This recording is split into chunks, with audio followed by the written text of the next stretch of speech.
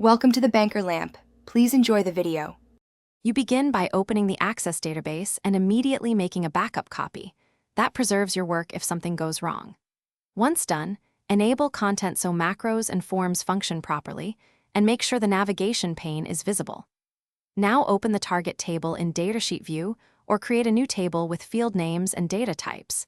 This gets you into the first actionable state where you can type records directly into rows and commit data as you move on. You now focus on entering and structuring data so it remains consistent. Use a bound form when you need a controlled entry screen, or type directly into Datasheet for quick edits. Forms reduce mistakes.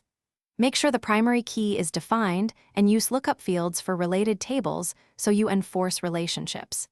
If you have many rows, import from Excel or run an append query. Also apply validation rules and input masks to prevent invalid values while keeping your dataset reliable. You finish by saving your records and closing objects, then run compact and repair to optimize the file. This helps prevent corruption.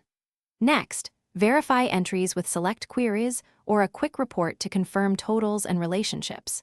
If something goes wrong, your primary troubleshooting step is to check field data types versus imported values and confirm referential integrity for foreign keys. Mismatched types or broken relationships cause most failures, so correct those settings and retry the insert or import. Thanks for watching. If this was helpful, leave a like and consider subscribing. See you next time.